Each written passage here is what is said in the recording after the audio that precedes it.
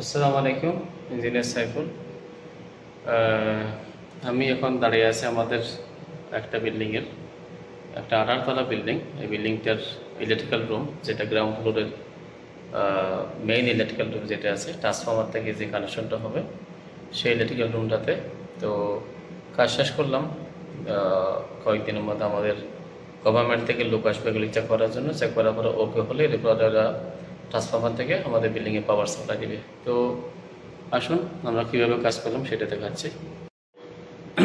Viewers, আমি এখন দাঁড়িয়ে আছি। আমাদের আসলে ইলেকট্রিক্যাল রুমটা খুবই কনজেস্টেড ছিল, 5 মিটার বাই মাত্র 3 মিটার। এখানে অনেক কষ্ট করে আমরা এটা এই রুমটার অ্যাসেম্বলি করেছি। খুবই কনজেস্টেড ছিল ফ্রম বিগিনিং, কারণ গভর্নমেন্টের থেকে রুল হচ্ছে এটা হচ্ছে এলবি প্যানেল, ঠিক আছে, এটাকে বলা হয় এলবি প্যানেল। আর এটা হচ্ছে মেন এসিবি, মেন ইনকামার, যেটাকে বলা হয়। ট্রান্সফর্মার থেকে কেবিলটা দিতে আসবে, এটা ট্রান্সফর্মার সিম্পল। ট্রান্সফর্মার থেকে মেন কেবিলটা এখানে আসবে, এটা পাওয়ার অন করার পরে এই এলবি প্যানেলে যাবে। এবং এলবি প্যানেল থেকে এটা 2টা বাসবার, এটা হচ্ছে বাসবার দিয়ে এখান থেকে একটা বাসবার দিয়ে আমরা 1 to 6 ফ্লোর, আরেকটা বাসবার দিয়ে 6 to 12 ফ্লোর আমাদের এই বিল্ডিংটা সার্ভিস করা হয়েছে। এবং এখানে কন্টিনিউ 24 আওয়ার্স এসি আছে। হ্যাঁ, কারণ হচ্ছে এসি যদি না থাকে তাহলে এই প্যানেলটা যে একটু গরম হয় সেটা যেন না হয় আর কি, এই জন্য কন্টিনিউ এসি। আর এটা আমরা top and tray cable tray দিয়ে কীভাবে আমাদের লোক কাজ করছে দেখেন। উপর থেকে চ্যানেলের মাধ্যমে, ট্রাইবারের মাধ্যমে আমরা এটা টপ এন্ড ট্রে কেবিল ট্রেগুলি এন্ট্রি করা হয়েছে। এবং এখানে 2টা মিটার ক্যাবিনেট আছে, এগুলি সিটি মিটার বলা হয়। সিটি মিটারগুলি যখন আসে, কেবিলের সাইজ যখন বড় হয়ে যায় তখন ছোট মিটারে কাজ করে না, তখন সিটি মিটার করতে হয়। তো সিটি মিটারগুলি কীভাবে করতে হয়, যারা ইলেকট্রিশিয়ান আছে তারা বুঝবেন অবশ্যই।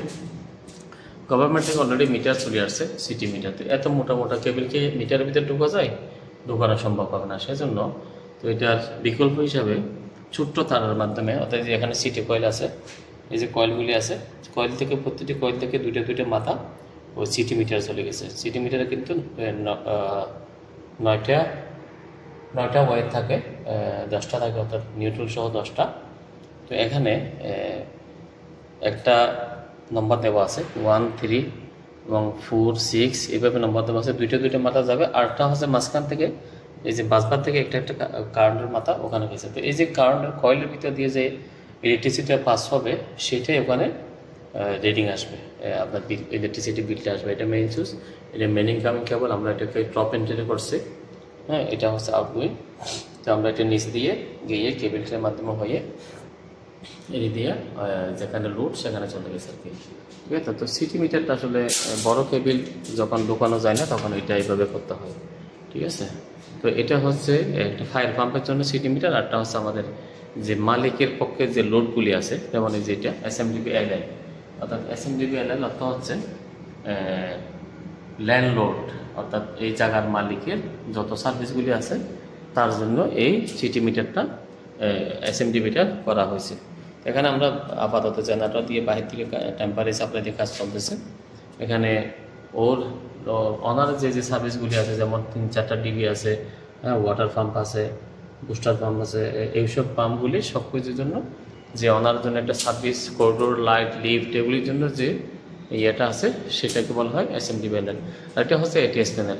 এখানে কারেন্ট চলে গেলেও যেন তাৎক্ষণিকভাবে যেন জেনারেটর চালু হয়ে অ্যাটলিস্ট সার্ভিস যেগুলি আছে এগুলিকে কারেন্ট দেওয়ার জন্য যে এটিএস প্যানেলটা ইউজ করা হয় সেটাকে বলা হয় এটিএস প্যানেল। এখানে একটা ইনকামিং কেবল, 2টা কেবল ইন হয়, একটা গভর্নমেন্ট থেকে আর একটা হচ্ছে জেনারেটর থেকে, এবং আউটগোয়িং হচ্ছে এটা। আর এটা হচ্ছে ক্যাপাসিটার ব্যাংক। আপনারা জানেন, যারা কাজ বুঝবেন, প্রতিটি বিল্ডিংয়ের জন্য কিন্তু পাওয়ার ফ্যাক্টর একটু কমানোর জন্য এখানে ক্যাপাসিটি ইউজ করা হয়। যদিও ক্যাপাসিটারগুলো সব পিছনে, আর এখানে ক্যাপাসিটারের জন্য কেবল ইউজ করা হয়েছে সর্বোচ্চ কেবল 1 ক্রস 630। 1 ক্রস 630 হচ্ছে সবচেয়ে এই দেশের জন্য, দুবাইয়ের জন্য সবচেয়ে বড় কেবল, অর্থাৎ লো ভোল্টেজে। I am not telling the high voltage.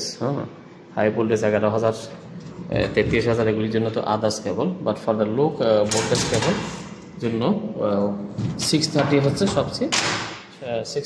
সবচেয়ে বড় সিঙ্গেল।